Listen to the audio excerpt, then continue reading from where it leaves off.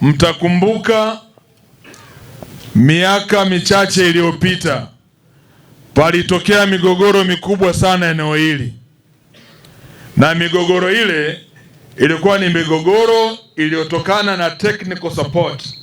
Ile mambo ya kiufundi yalipelekea migogoro mingi katika eneo hili, hasa hapa namba 5.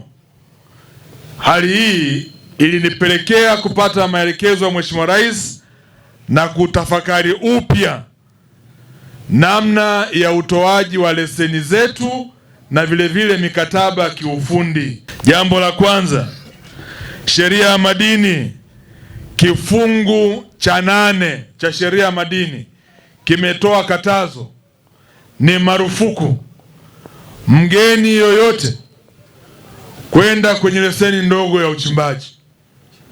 Ni marufuku, narudia tena, mgeni yoyote kuingia kwenye leseni ndogo ya uchimbaji. Kifungu kidogo cha 8 kifungu cha 3 yake kinasema hivi: panapojitokeza mazingira ambayo yanahitaji usaidizi, sheria imeruhusu kuwepo na kitu kinaitwa msaada wa kiufundi. Kwa kifungu kidogo cha 8 cha 3 cha kifungu cha 8 kimetoa ruhusa ya kuwepo mkataba wa kiufundi. Na mkataba wa kiufundi maana yake nini?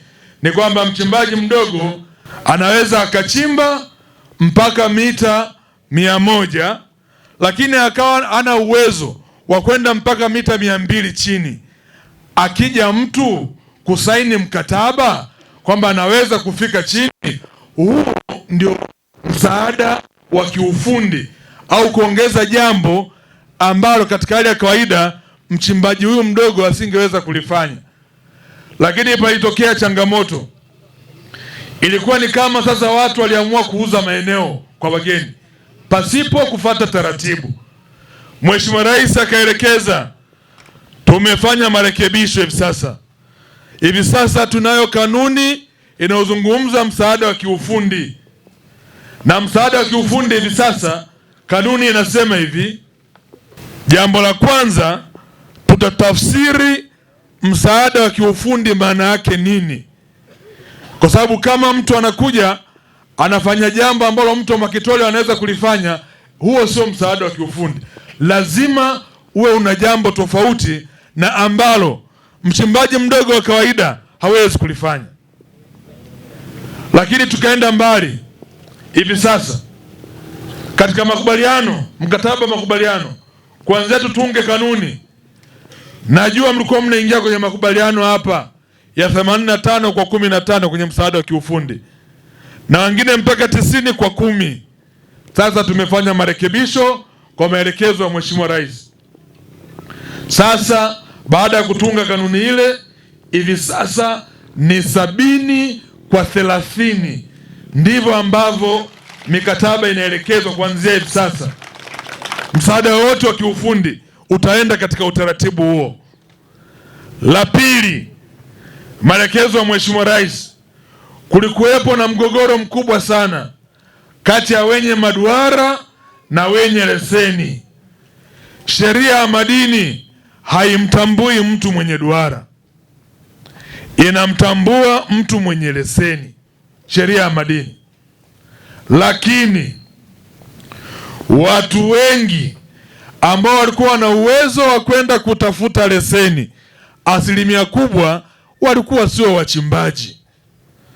Yaani ni mtu tu anawafahamu watu, amepita njia zake, amepata leseni, yeye achimbi, lakini anataka kuwapangisha watu kwenye leseni. Naomba mnisikilize vizuri. Ni marufuku.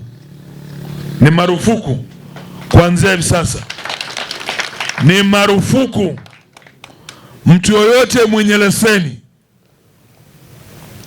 Ni marufuku mtu yoyote mwenye leseni ya uchimbaji kuingiza wachimbaji wadogo kwenye leseni yake kama upangishaji. Ni marufuku. Ukiamua kuwaingiza wachimbaji wadogo wakawa na maduara kwenye leseni yako, mambo yafuatayo lazima uyafanye.